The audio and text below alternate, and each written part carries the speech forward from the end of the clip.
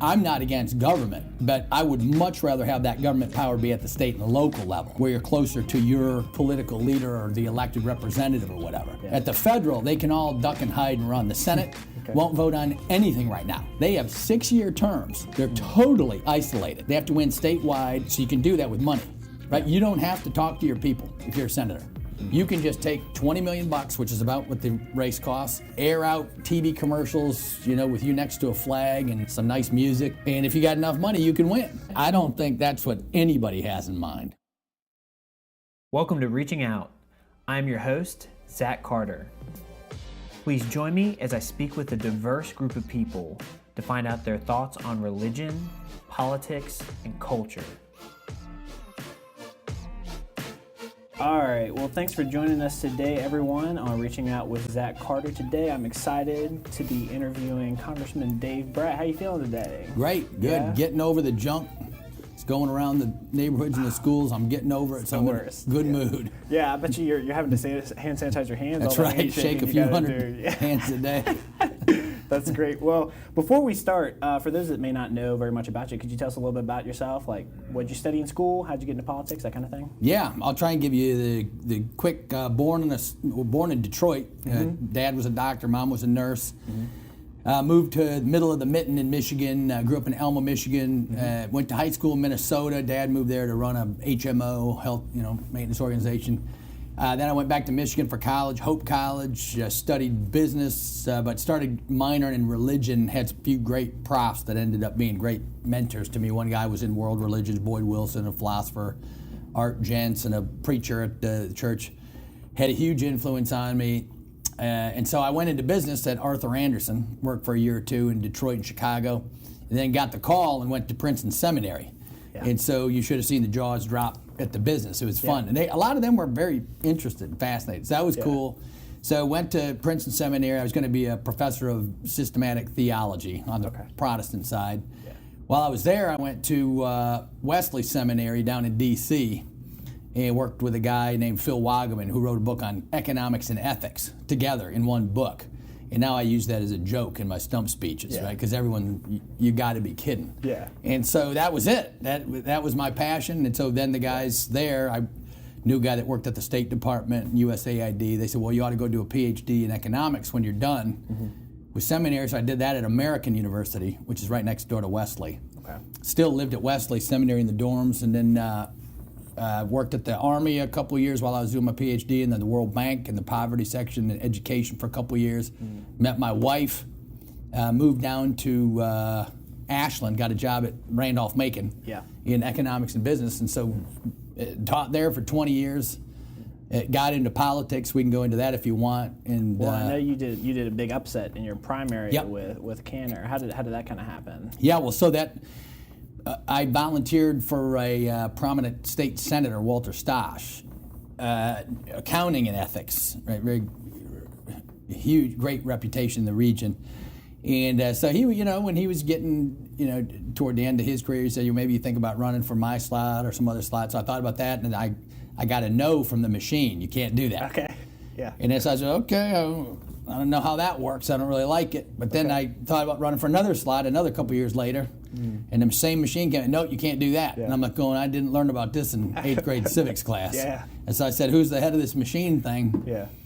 And so some top dogs, so I ran against the top dog, and they outspent me $5 million to, I had 150,000, I think. Okay. So over 40 to 1, and somehow did a David and Goliath thing. That's amazing. Yeah, so it was pretty amazing. Well, so you get into politics, but I know I was reading about you a little bit, and you touched on it a little bit about ethics and capitalism. Yeah. And I know I read that while you were teaching at Randolph-Macon, you did a study on capitalism and morality for BB&T. Yep, is that right?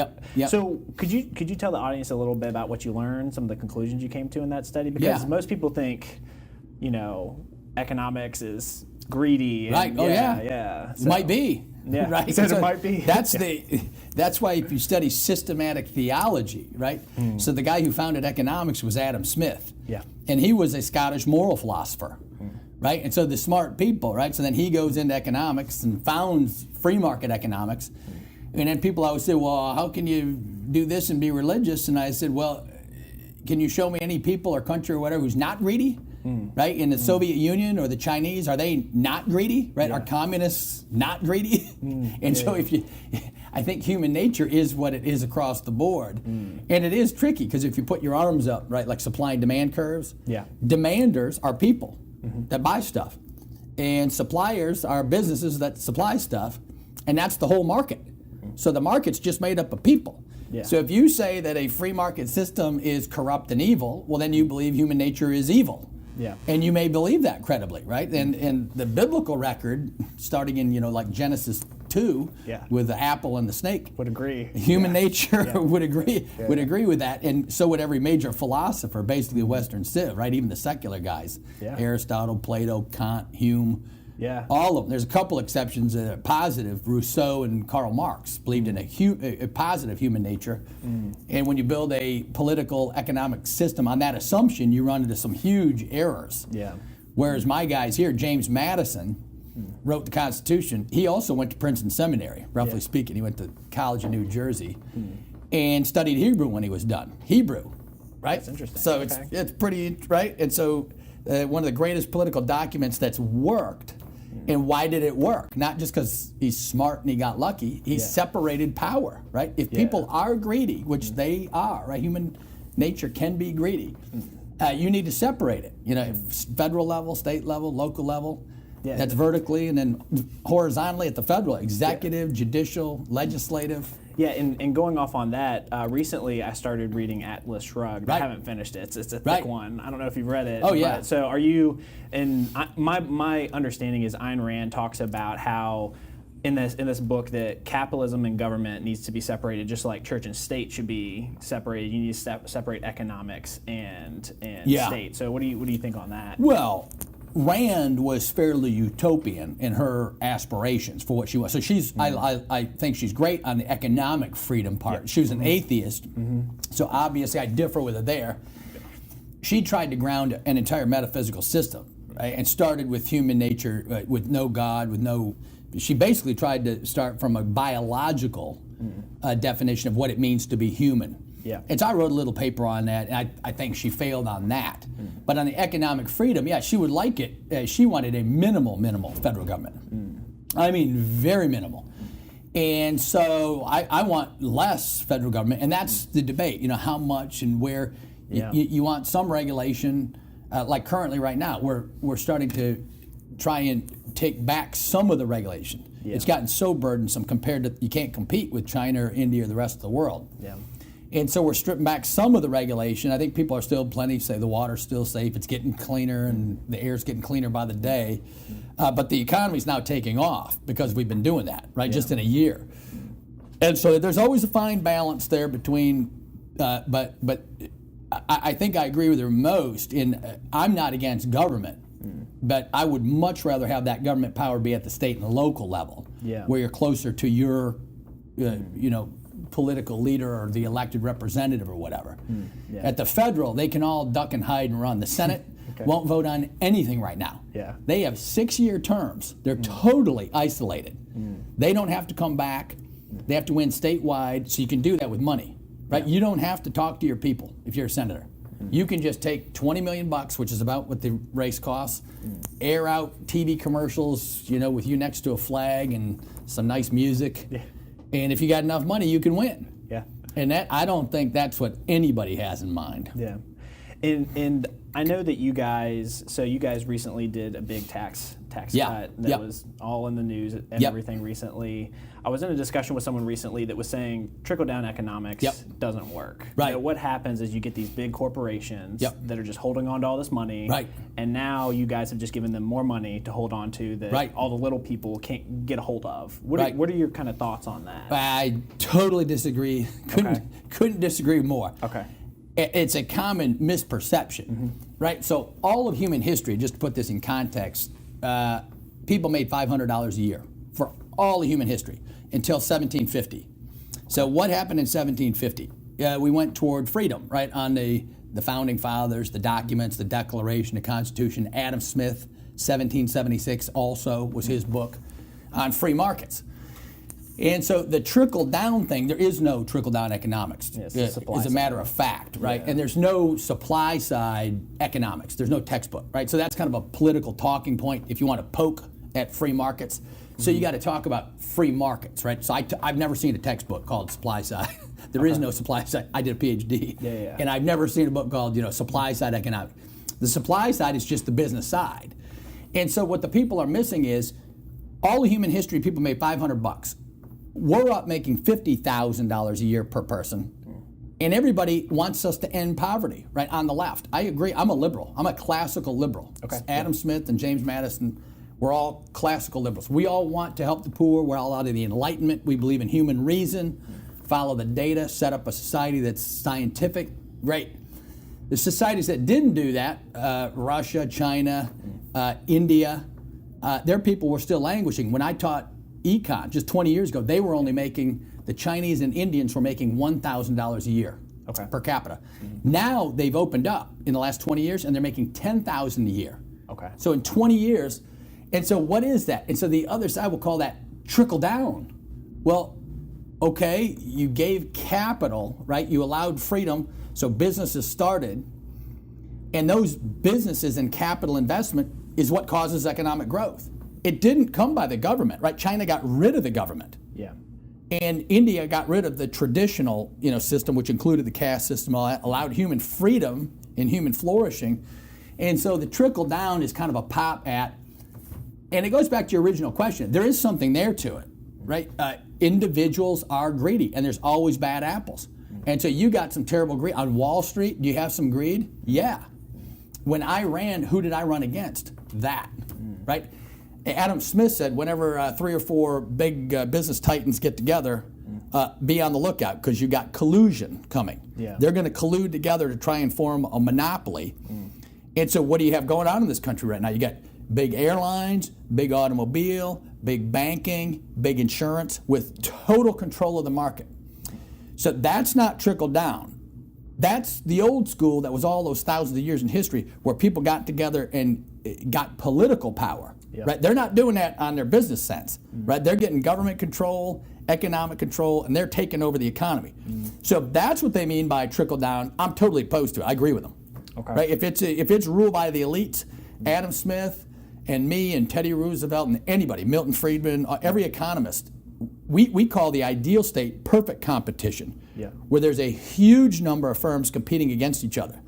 That's the best economic outcome. So is it the government's job to step in to break it up? And that is a role for the federal government, right? Trust busting, break up the biggies, so that the small guy has a crack at it. Right? I mean, if you own the whole market, you can lower the price for a short term so no one can enter, or you can put out a business, right? The small guy.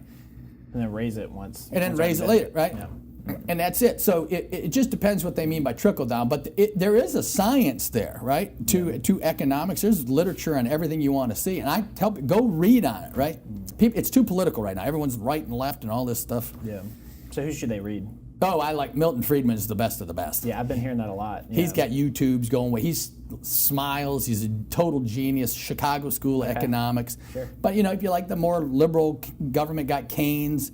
I mean, and there's still a huge amount of overlap in the thinking. That's what you're looking for. Yeah, I mean, if there's overlap, that's. If you read the Friedman book or the Keynes book, most of the chapters have a lot in common, and there's a philosophical difference in how they start the issue and end the issue. But you'll see a lot of overlap, especially with the evidence. So. It sounds like you want free markets, you want open markets. People say that there are some problems with capitalism, and you've kind of touched on it a little bit. And a lot of times it's leaving people in poverty, and they can't pull themselves out. So, what is the role of the government to help people pull themselves out, or should the government even have a role of pulling people out of poverty? Well, I believe in a safety net that's kind of short term, a few years, to help people get back in the labor market. And there's all sorts of distinctions, right? Obviously, if you got a permanent lifetime disability, we want a safety net. There's no one that's opposed to that. Medicare, Social Security, all those kind of major systems are good, but they were all developed when the average death age was 65. So now they're all bankrupt, right? They're $100 trillion unfunded. The kids won't have them. And they go insolvent in 2034. And so you said, what should you do to help the poor? And the answer to that is the free market system has done more to help the poor than any other system by far. And I just gave the example, right? Yeah. All of human history was every variety of government under the sun, right? Pharaohs and tyrants and dictators and despots and traditional systems and do what your dad did and do, right? Whatever. All of those alternative systems, you made $500 a year, right? For all of human history. Yeah. And so it seems like the people that want to critique capital, what should you do? Well, we've already done it, and the evidence is on our side, right? The free market side. I don't think the burden is against us. The burden is the people who oppose it. Yeah. What is your system that will do better? And they can never name it because it doesn't exist, right? So that, and then you can always differ on the size, how big should the welfare state be? Yeah. But right now, Greenspan and Bernanke, after the financial crisis of '08, when that started, they said, what's the worst part of the financial crisis, right? That started in the housing sector. It was all Fannie and Freddie were giving out liar loans and every loan under the sun without doing any risk assessment. Yeah. So it's just disaster. And they said, what's going to be the market had already lost, $6 trillion in value. And they said the worst thing about it wasn't that. The worst thing is the loss of human skills from people are going to be devastated. This is going to rip up families. People are going to leave the labor force. Once you leave the labor force, it's very hard to get back in. And that's what happened, right? So we got 25 million people. Paul Ryan's talking about doing welfare reform now for able-bodied men, especially the left, getting them back in the labor force. And it's very hard. But Maine did some stuff a few years back in 2 other states. Now there's huge evidence. They said, hey, we're just going to make you, didn't take away anything. No reduction in welfare payments, nothing. But hey, you got to show you're looking for a job. Okay. And the anecdotal evidence was, well, if I got to do that, I might as well get a job. And we're like, yes, that would be. Yeah, that would be ideal. And the welfare rolls in Maine went down 80%. Just by saying. Just by that. Huh. And so that's why people want to know, right? There's limited money right now. There are people with true disabilities that need the money, and we're broke. And so if people really want justice, you got to do justice, right, across the board. You can't get a little lazy and sure go, okay, some people want to take a free ride. No, right? If you want justice, it's got to be justice.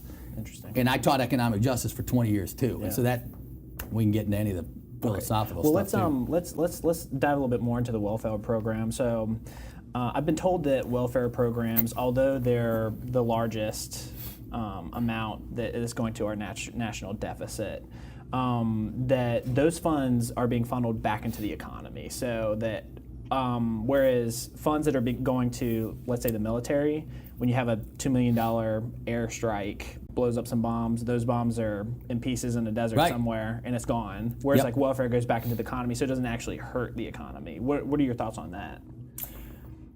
That's a tricky one. I mean, if you're just talking about the military bombs that blow up, that's bad, right? So that doesn't go back in the economy. Yeah. And a lot of people think wars are good for the economy. They look at World War II, wow, look at that spike or whatever. They're not, right? So wars are terrible for the economy. They waste terrible resources. Welfare, it just depends how you want to view it, right? If you view it as, hey, for the short run, we're propping up this person who's in a time of need, so that in the future, they're going to uphold their end of the social contract, re-engage with the economy and be productive, right, and work, then that's a heck of a good investment, right? And I don't know anyone who's opposed to that. Okay. And so the key thing is the duration. It can't go on forever. It can't turn into a poverty trap. Yeah.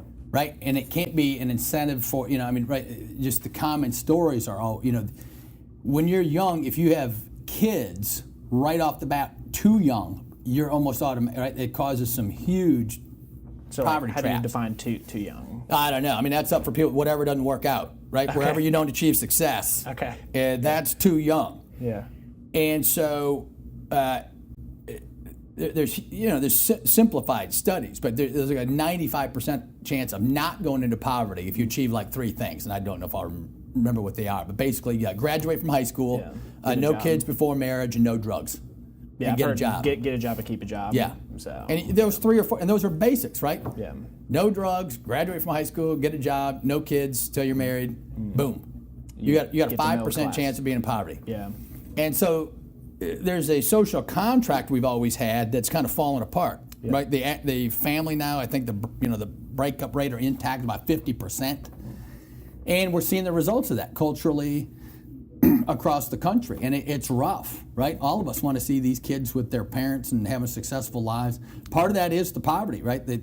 I'm from Detroit, right? I've seen plenty of. I've been around every city there is, and so we got to end that. And for me, the best way to end that is to educate kids while they're in high school about how important business is. And I taught for 20 years. I taught econ, right, to college freshmen. Yeah. You want to know how many kids knew what a business was?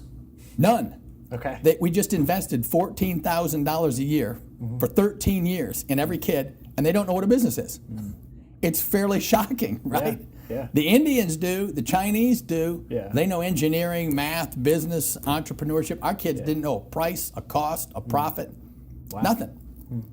And so now that's starting to change. We're putting emphasis back on career and technical education for the kids to get them going. Yeah. But in my view, every single course in the curriculum, right? I don't care if you're in an English class, a Latin class, a Spanish class, a history, everything ought to be business related, right? How is this related? What's your passion, Johnny or Mary? What do you like? You like art? Oh, good. Well, to be successful in art, you're going to have to do some accounting and run a business and sell it, right? And so no matter what your passion is, and I always told the kids, major in your passion and then minor in accounting. Or some other quantitative, right? Excel, spreadsheets, or information systems, or something where you got a guaranteed easy slot. Yeah, that's good. And so you try to get the students to, hey, look, follow your you got to do what you like, right? You can't wake up every day and not like your job. Yeah. But at the same time, you got to be ready for the labor market out there, and you got to serve their interests somewhat too. Yeah. As far as going off on a little tangent, have you enjoyed being in Congress more than teaching, or did you enjoy teaching more than Congress? Enjoyed. That gets into a deep definitional issue. Is that not a brief conversation? Enjoyed in terms of modern happiness, like eating sugar. Yeah. I enjoyed teaching more, right? Okay. In terms of enjoyed Aristotelian happiness. Yeah.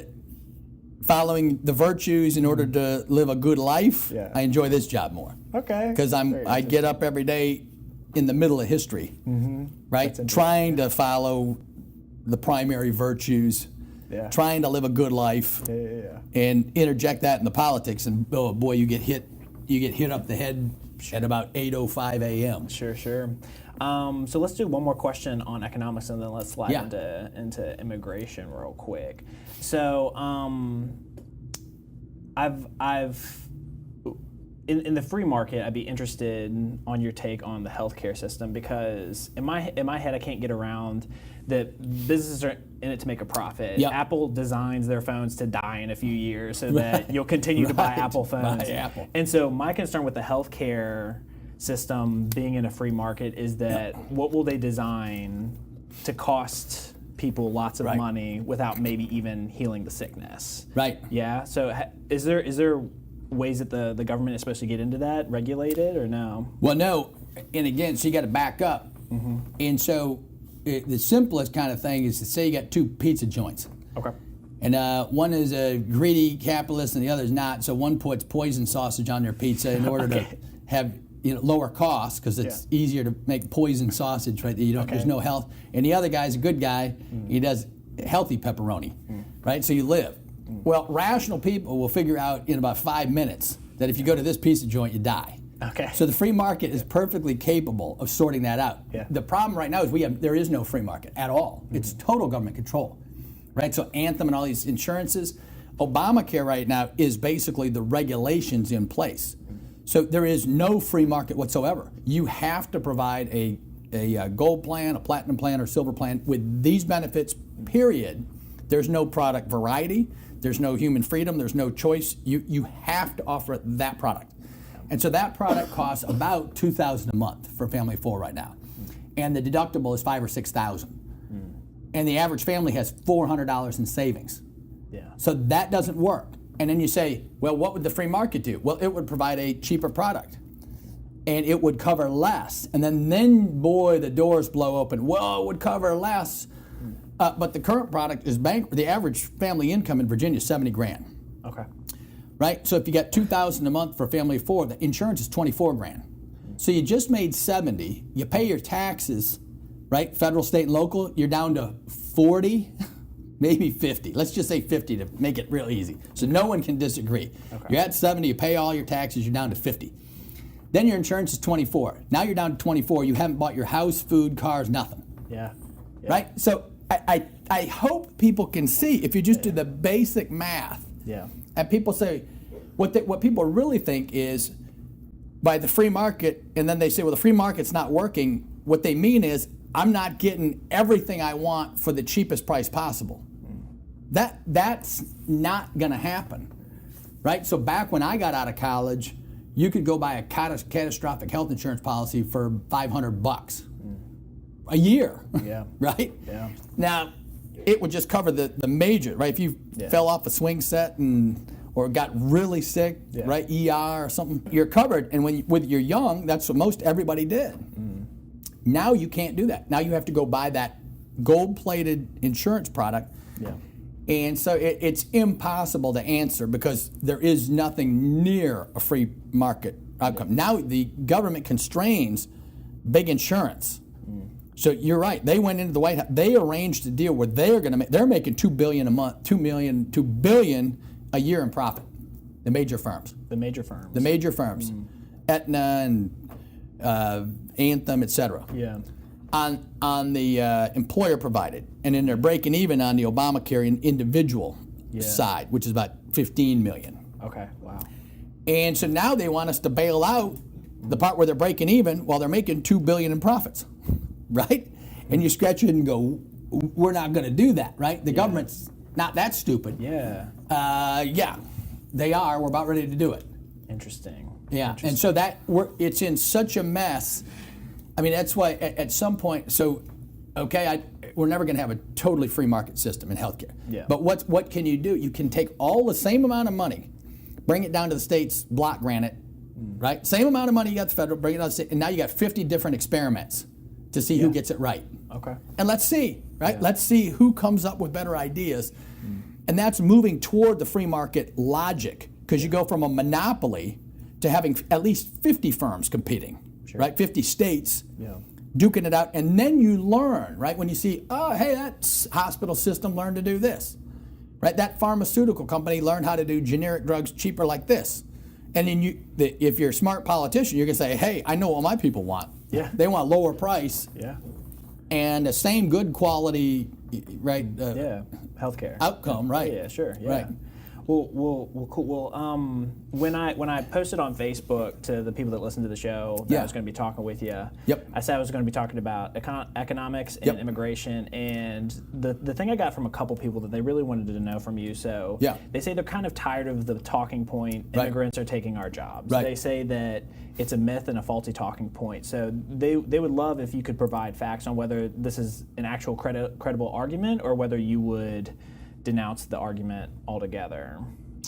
Well, I certainly don't think it's as simple as one sentence, but we just got done talking about the labor market. Yeah. So these people are taking our jobs. True or false? Well, let's just lay out some facts.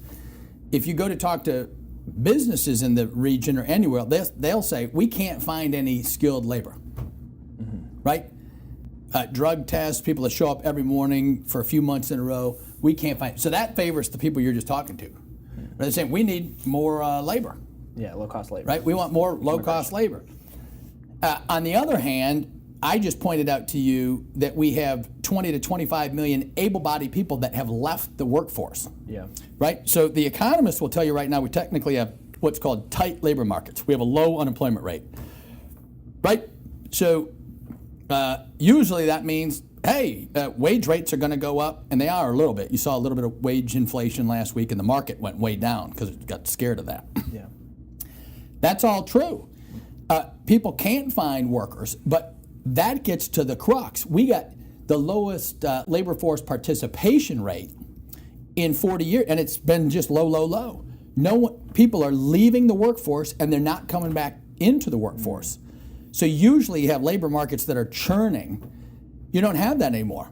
People are leaving the labor force, 20 to 25 million able-bodied, and then you're eligible for up to $40,000 in welfare, just federal welfare payments.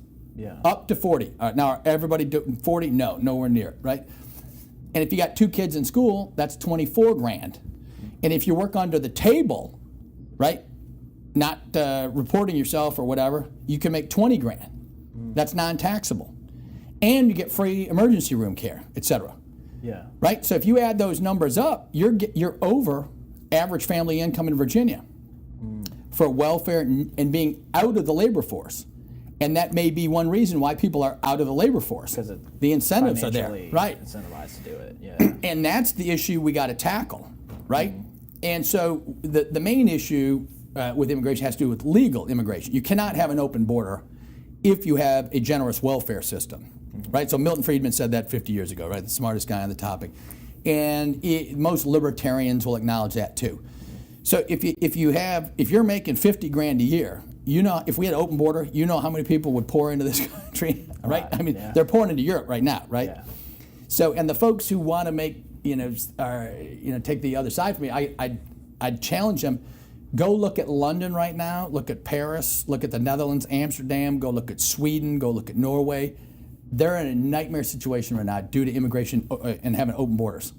Totally generous on behalf of the governments, outlook of the people, trying to help, and they're having to reverse course, right? Italy, Greece, everybody. Yeah. They're having to reverse, and they're having big right-wing, and I mean hard right reactions. Yeah. Right? Not like in this country, right? Just follow the law. They're having right-wing reactions to it because people get upset. So the major issue in this country is that wages have been flat for 30 years. The average wage for the average worker in this country has been flat for about 30 years. And the people are catching on to that. So why is that? Because big firms have, the ones we just got talking about, the bigs, right? The big firms and the capitalists, people on the left might call them or whatever, that's fine. They've learned the deal. If they get cheap labor, their profits go up. But they don't have to pay the full cost. They don't pay for the schooling. They don't pay for the emergency room. They don't pay for the roads. They don't pay for law enforcement. They don't pay for welfare. Who pays for that? The taxpayer, right? So you bring in huge, right? Last year, legal and illegal, we allowed in 2 million. Wow. Okay. So people that say we're frugal, not a generous nation, the facts are wrong. They wanted facts. Well, there's your fact, right? 1.8 million. And so that's the data. Big corporations want cheap labor. They got it. And the taxpayers on the hook. They figured out the game. And it's not my side. Bernie voters figured that out too. And the Democrats started all this stuff, right, with immigration. Barbara Jordan Commission, back about 30 years ago, on behalf of the African-American community, said, we got to stop this cheap labor coming. It's killing the African-American community. It's killing wages. Bill Clinton gave a State of the Union speech on it. Nancy Pelosi, Dick Durbin, Chuck Schumer, all in favor of ending chain migration, doing legal immigration, E-Verify, so you have legal hiring. Yeah. Only after Trump won, right? The left kind of just very angry at that election, right? I used to have town hall. I'd go to all my counties every month. I'd have town halls everywhere. Yeah. Just normal, polite, back and forth, da-da-da, Democrats, Republicans, no big deal. But when President Trump won, boom, right? It ignited this thing on the left. Yeah. Now people I got F-bombs I delivered at the pastor in a Chesterfield church. There's a pastor. It's on tape. He was praying. F-bomb? No, he was praying, and the people were swearing at the preacher. Oh. While wow. he's praying. And it's on tape. Have people go Google my Chesterfield town hall or my other town hall before that. And they'll see placards with the F-bomb and T-shirts, F this, and I mean, it's, so I don't get that, right? I've never run a negative campaign. I've never said a nasty word about anybody ever. And so I'll keep doing that, right? Yeah. So that's what I do. But boy, the barbs are coming, and it's usually economic, right? And so Trump ran big on that issue. And so, right, maybe to close the circuit on that, right? So the left was scared after President Trump won that there were going to be, millions and millions of people deported, right? Tens of millions, right? 20 million people here illegal, or 20 to 30, and none of that has happened, right? So I mean, the facts kind of have to. Not only haven't there been these mass deportations, Trump put on a table a more generous DACA deal than the Democrats asked for. Yeah, it was something. They wanted 700,000, and he put together a 1.8 million Dreamer deal. And it wasn't it, but when you include chain migration as well, wasn't it up to about 4? Is what I'd heard the numbers would be. Yeah. Oh, sure. Yeah. If you expand it by the total number of people that can come in, it's well over. I mean, it depends. The Dick Durbin thing was 10 million. The Dick Durbin bill on the Senate side, the Democrats wanted a 10 million amnesty. Trump wanted, when all said and done, probably 4 million amnesty. Yeah. And the Democrats said all we wanted was 700,000 DACA. He gave it to them plus Dreamers. Yeah. And they said no. And so it's because he wants a wall. The wall bill, just so people know, Pelosi was in favor of it, and the Jordan Commission was in favor of that also. They did it back in '86, wall funding. Yeah. But if Trump does it, then it gets a little tougher. There you go. There you go. Well, let's finish up with. I do a little section called the bonus interview section. Yeah. And so it's fun to kind of get your perspective on these things, and I'd like to have a little fun real quick before we wrap things up.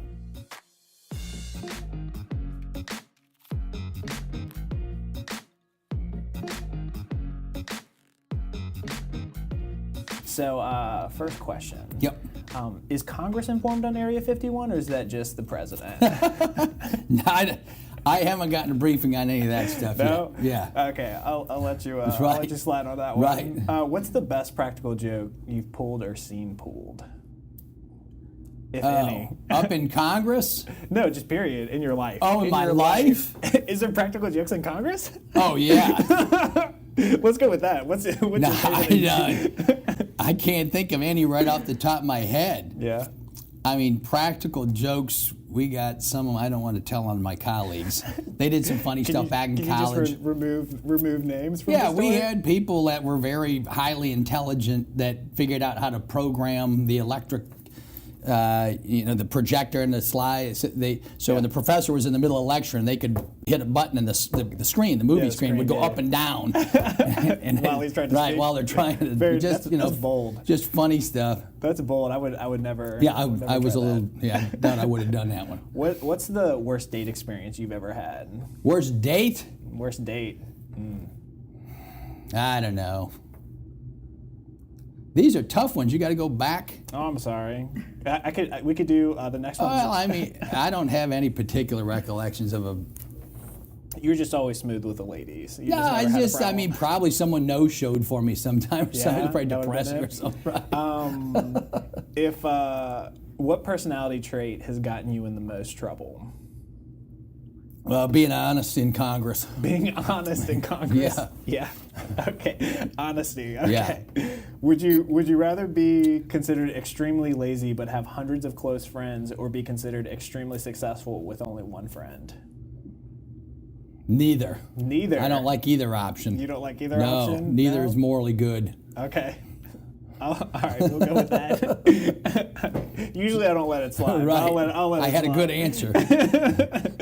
And last bonus interview question. We had one Facebook user that wanted to know your thoughts on the controversial topic of cornbread. Do you like it? And if so, how do you like cornbread?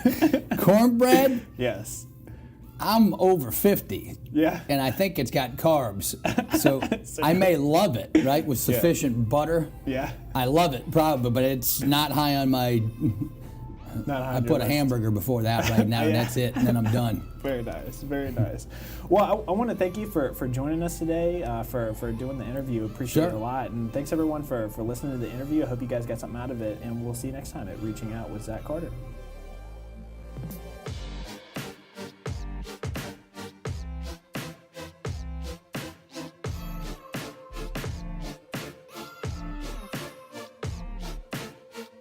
I wanted to thank Congressman Dave Brat for joining us today. If you wanted to follow him, you can go on his website at davebrat.com. He actually has an event on May 4th with Majority Whip Steve Scalise, and his website has tickets if you'd like to attend. You can also find him on Facebook at Dave Brat for Congress, and you can find him on Twitter at Dave Brat VA7th. If you liked what you heard today, go pick up a copy of his book, American Underdog: Proof That Principles Matter. Well, this is the last episode of Season 2. I'm going to be taking a couple months to prepare for Season 3. I've got a lot planned, and I'm very excited for what I have in store for you guys. In the meantime, if you're trying to support Reaching Out, head over to our Facebook page and click the like button and share the page with your friends. Also, go over to YouTube, iTunes, and SoundCloud to subscribe. You can rate us and leave comments so everyone can hear about the show. Well, thanks again for listening to Reaching Out with Zack Carter. I'm Zack Carter, and we'll see you in a couple months.